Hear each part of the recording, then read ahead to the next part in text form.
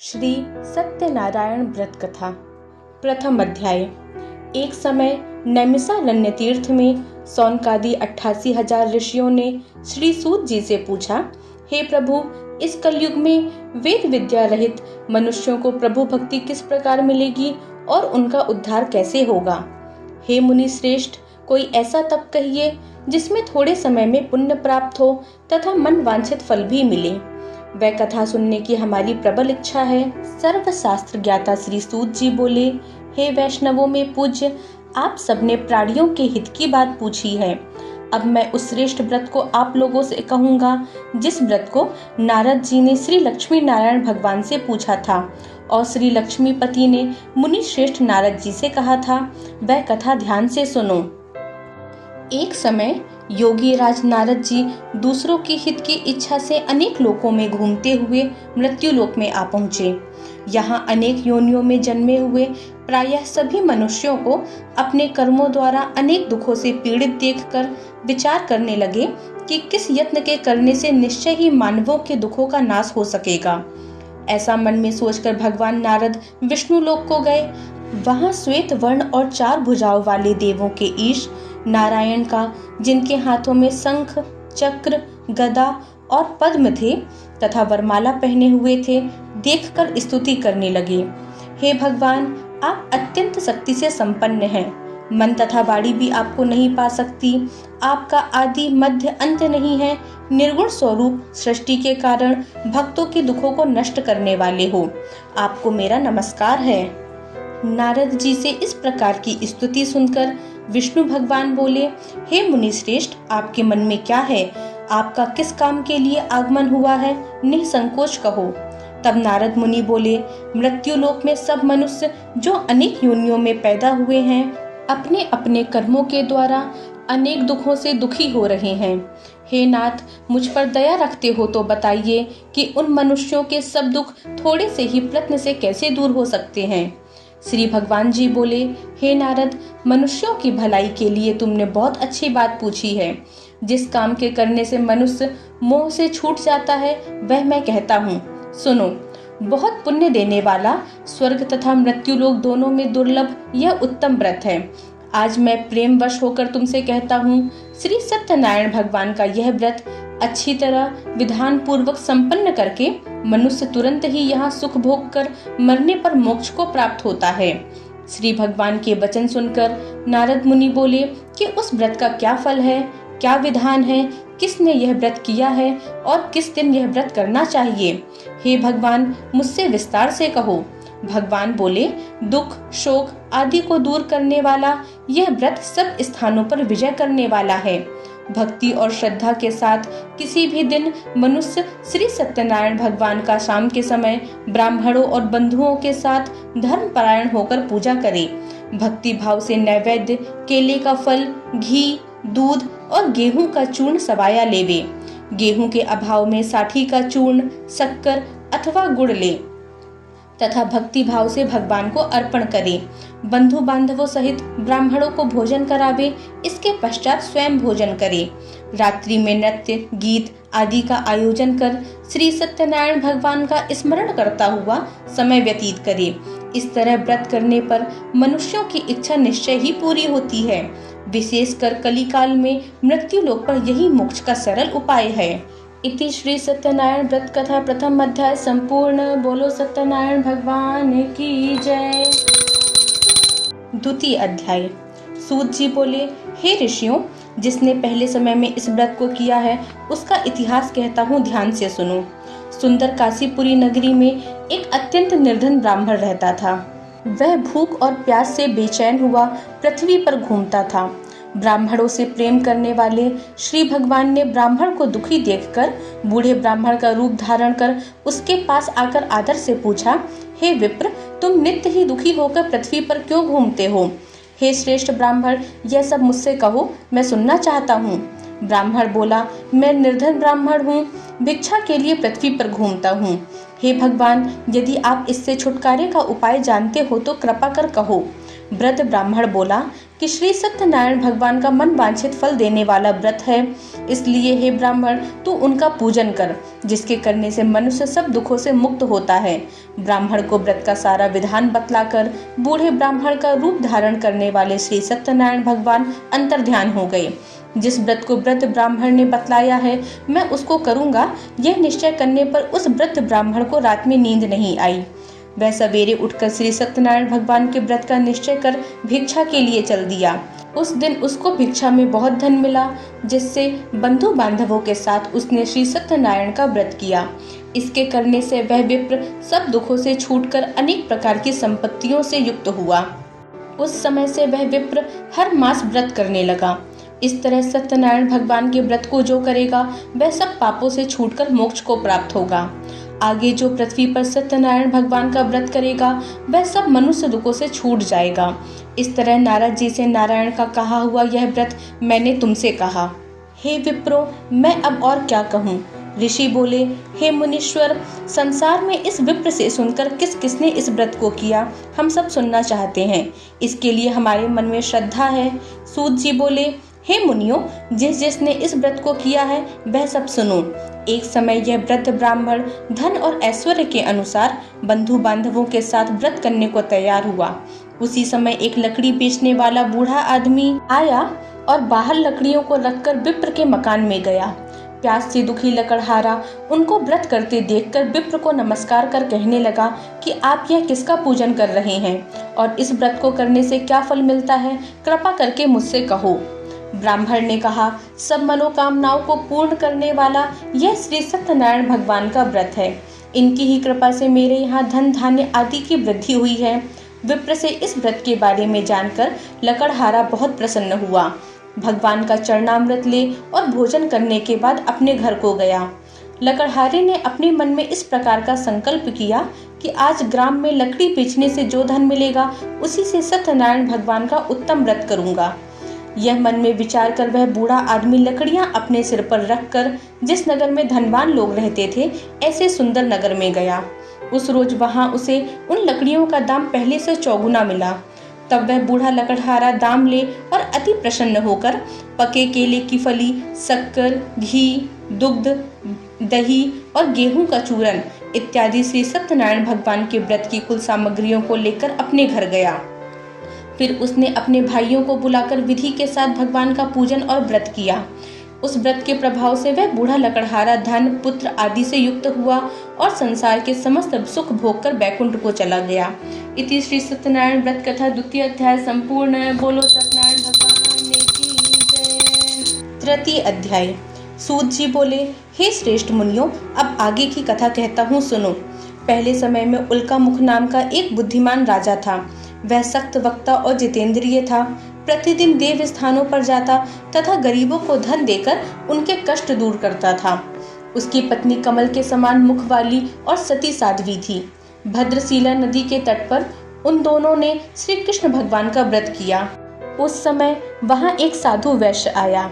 उसके पास व्यापार के लिए बहुत सा धन था। वह नाव किनारे पर ठहराकर राजा के पास आया और राजा को व्रत करते हुए देखकर विनय के साथ पूछने लगा, हे राजन, भक्ति युक्त चित्त से आप यह क्या कर रहे हैं? मेरी सुनने की इच्छा है, सो आप मुझे बताइए।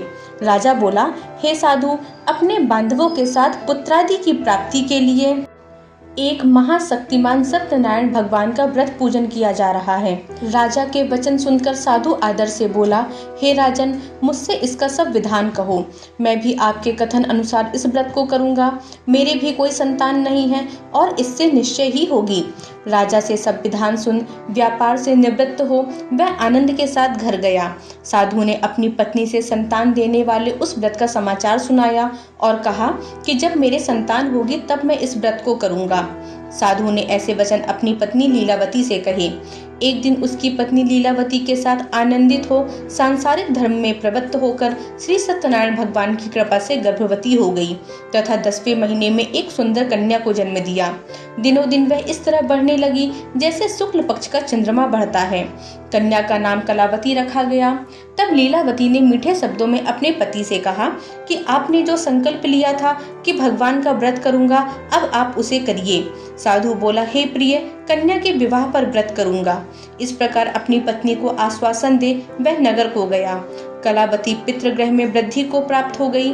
साधु ने जब नगर में सखियों के साथ अपनी पुत्री को देखा तो तुरंत ही दूत को बुलाकर कहा कि पुत्री के वास्ते कोई सुयोग्य वर देखकर लाओ। साधु की आज्ञा पाकर दूत कंचनपुर नगर पे पहुंचा। वहां पर खोज कर और देखभाल करके लड़की के लिए सुयोग्य वड़िक पुत्र को ले आया। उस सुयोग्य लड़के को देखकर साधु ने अपने बंधु बांधवों सहित प्रसन्न चित्त अपनी पुत्री का विवाह उसके साथ कर दिया, किंतु दुर्भाग्य से विवाह के समय भी उस व्रत को करना भूल गया। तब श्री भगवान क्रोधित हो गए और श्राप दिया कि तुम्हें दारुण दुख प्राप्त होगा। अपने कार्य में कुशल साधु बनिया जमाता सहित नाव को लेकर व्यापार करने के लिए समुद्र के समीप स्थित रत्नसारपुर नगर में गया। वहां दोनों ससुर जमाई चंद्रकेतु राजा के उस नगर में व्यापार करने लगे। एक दिन भगवान सत्यनारायण की माया से प्रेरित कोई चोर राजा का धन चुराकर भागा जा रहा था, किंतु राजा के दूतों को आता देखकर चोर ने घबराकर भागते हुए राजा के धन को वही नाव में चुपचाप रख दिया जहां वो ससुर जमाई ठहरे हुए थे, तथा चोर भाग गए। जब दूतों ने उन साधु वैश्यों के पास राजा के धन को रखा देखा तो दोनों को बांध कर ले गए और प्रसन्नता से दौड़े हुए राजा के पास जाकर बोले, यह दो चोर हम पकड़ कर लाए हैं, देखकर आज्ञा दें। तब राजा की आज्ञा से उनको कठिन कारावास में डाल दिया गया और उनका धन छीन लिया। सत्यनारायण भगवान के श्राप के द्वारा उसकी पत्नी भी घर में बहुत दुखी हुई। उसके घर में जो धन रखा था चोर चुरा कर ले गए। शारीरिक व मानसिक पीड़ा तथा भूख प्यास से अति दुखित हो अन्न की चिंता में कलावती एक ब्राह्मण के घर गई। वहां उसने सत्यनारायण भगवान का व्रत होते देखा, फिर कथा सुनी तथा प्रसाद ग्रहण कर रात को घर आई। माता ने कलावती से कहा, हे पुत्री, अब तक कहाँ रही, व तेरे मन में क्या है? कलावती बोली, हे माता, मैंने एक ब्राह्मण के घर श्री सत्यनारायण भगवान का व्रत देखा। कन्या के वचन सुनकर लीलावती भगवान के पूजन की तैयारी करने लगी। लीलावती ने परिवार और बंधुओं सहित श्री सत्यनारायण भगवान का पूजन किया और वर मांगा कि मेरे पति और दामाद शीघ्र आ जावे। साथ ही प्रार्थना की कि हम सबका अपराध क्षमा करो। सत्यनारायण भगवान इस व्रत से संतुष्ट हो गए और राजा चंद्रकेतु को स्वप्न में दर्शन देकर कहा, हे राजन, दोनों वैश्यों को प्रातः ही छोड़ दो और उनका सब धन जो तुमने ग्रहण किया है दे दो, नहीं तो मैं तेरा धन, राज, पुत्र आदि नष्ट कर दूंगा। राजा से ऐसे वचन कहकर भगवान अंतर्ध्यान हो गए। प्रातः काल राजा चंद्रकेतु ने सभा में अपना स्वप्न सुनाया। फिर दोनों वड़िक पुत्रों को कैद से मुक्त कर सभा में बुलाया। दोनों ने आते ही राजा को नमस्कार किया। राजा मीठे वचनों से बोला, हे महानुभवो, भाभी बस ऐसा कठिन दुख प्राप्त हुआ है, अब तुम्हें कोई भय नहीं है। ऐसा कहकर राजा ने उनको नए नए वस्त्र आभूषण पहनाए और उनसे जितना धन लिया था उससे दूना धन देकर आदर से विदा किया। दोनों वैसे अपने घर को चल दिए। इति श्री सत्यनारायण व्रत कथा तृतीय अध्याय संपूर्ण। बोलो सत्यनारायण भगवान की जय। चतुर्थ अध्याय। सूत जी बोले, वैश्य ने मंगलाचार करके यात्रा आरंभ की और अपने नगर को चला। उनके थोड़ी दूर निकलने पर दंडी वेशधारी श्री सत्यनारायण भगवान ने उससे पूछा, हे साधु, तेरी नाव में क्या है? अभिमानी वड़िक हंसता हुआ बोला, हे दंडी, आप क्यों पूछते हो? क्या धन लेने की इच्छा है? मेरे नाव में तो बेल और पत्ते भरे हैं। वैश्य का कठोर वचन सुनकर भगवान ने कहा, तुम्हारा वचन सत्य हो। दंडी ऐसा कहकर वहां से दूर चले गए। कुछ दूर जाकर समुद्र के किनारे बैठ गए। दंडी के जाने पर वैश्य ने नित्य क्रिया करने के बाद नाव को ऊंची उठी देखकर अचंभा किया तथा नाव में बेल पत्ते आदि देखकर मूर्छित हो जमीन पर गिर पड़ा। फिर मूर्छा खुलने पर अत्यंत शोक प्रकट करने लगा। तब उसका दामाद बोला कि आप शोक ना करें, यह दंडी का श्राप है, अतः उनकी शरण में चलना चाहिए, तभी हमारी मनोकामना पूरी होगी। दामाद के वचन सुनकर दंडी के पास पहुंचा और अत्यंत भक्ति भाव से नमस्कार करके बोला, मैंने जो आपसे असत्य वचन कहे हैं उन्हें क्षमा करो। ऐसा कहकर महान शोकातुर हो रोने लगा। तब दंडी भगवान बोले, हे वड़िक पुत्र, मेरी आज्ञा से बार बार तुम्हें दुख प्राप्त हुआ है, तुम मेरी पूजा से विमुख हुआ।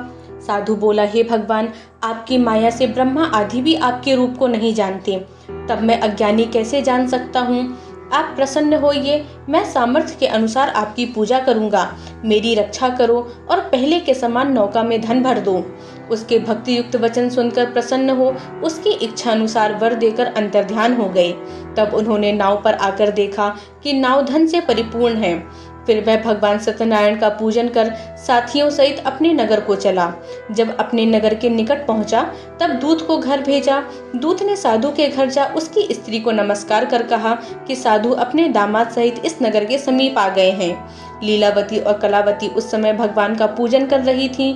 ऐसा वचन सुन साधु की स्त्री ने बड़े हर्ष के साथ सत्यदेव का पूजन कर पुत्री से कहा, मैं अपने पति के दर्शन को जाती हूँ, तू कार्य पूर्ण कर शीघ्र आ जाना। परंतु कलावती व्रत एवं प्रसाद छोड़कर पति के पास चली गई। प्रसाद की अवज्ञा के कारण सत्यदेव रुष्ट हो गए। उसके पति को नाव सहित पानी में डुबो दिया। कलावती अपने पति को ना देखकर रोती हुई जमीन पर गिर गई। इस तरह नौका को डूबा हुआ देख, कन्या को रोता देख साधु दुखित हो बोला, हे प्रभु, मुझसे या मेरे परिवार से जो भूल हुई है उसे क्षमा करो। उसके दीन वचन सुनकर सत्यदेव प्रसन्न हो गए और आकाशवाणी हुई कि हे साधु, तेरी कन्या मेरा प्रसाद छोड़कर आई है, इसलिए इसका पति अदृश्य हुआ है। यदि वह घर जाकर प्रसाद खाकर लौटे तो इसे इसका पति अवश्य मिलेगा। ऐसी आकाशवाणी सुनकर कलावती ने घर पहुंचकर प्रसाद खाया, फिर आकर पति के दर्शन किए।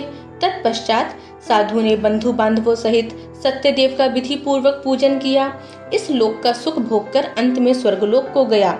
इति श्री सत्यनारायण व्रत कथा चतुर्थ अध्याय संपूर्ण। बोलो सत्यनारायण भगवान की जय। पंचम अध्याय। सूत जी बोले, हे ऋषियों, मैं और भी कथा कहता हूँ, सुनो। प्रजा पालन में लीन तुंगध्वज नाम का एक राजा था। उसने भी भगवान के प्रसाद को त्याग कर बहुत दुख पाया। एक समय वन में जाकर वन्य पशुओं को मारकर बड़ के वृक्ष के नीचे आया। वहां उसने ग्वालों को भक्ति भाव से बांधवों सहित श्री सत्यनारायण भगवान का पूजन करते देखा। राजा देखकर भी अभिमानवश वहां नहीं गया और ना ही नमस्कार किया। जब ग्वालों ने भगवान का प्रसाद उसके सामने रखा तो वह प्रसाद त्याग कर अपनी नगरी को चला गया। वहां उसने अपना सब कुछ नष्ट पाया तो वह जान गया कि यह सब भगवान ने किया है। तब वह विश्वास कर ग्वालों के समीप गया और विधि पूर्वक पूजन कर प्रसाद खाया तो सत्यनारायण देव की कृपा से सब कुछ पहले जैसा ही हो गया। फिर दीर्घ काल तक सुख भोग कर मरने पर स्वर्गलोक को गया। जो मनुष्य इस परम दुर्लभ व्रत को करेगा, भगवान की कृपा से उसे धन धान्य की प्राप्ति होगी। निर्धन धनी और बंधी बंधन से मुक्त होकर निर्भय हो जाता है। संतानहीनों को संतान प्राप्त होती है तथा सब मनोरथ पूर्ण होकर अंत में वैकुंठ धाम को जाता है। जिन्होंने पहले इस व्रत को किया है, अब उनके दूसरे जन्म की कथा कहता हूँ। वृद्ध सतानंद ब्राह्मण ने सुदामा का जन्म लेकर मोक्ष को पाया। उल्का मुख नाम का राजा दशरथ होकर वैकुंठ को प्राप्त हुआ। साधु नाम के वैश्य ने मोर ध्वज बनकर अपने पुत्र को आरे से चीरकर मोक्ष को प्राप्त किया। महाराज तुंगध्वज ने स्वयंभू मनु हुए भगवान में भक्ति युक्त हो कर्म कर मोक्ष को प्राप्त किया। इति श्री सत्यनारायण व्रत कथा पंचम अध्याय संपूर्ण। बोलो सत्यनारायण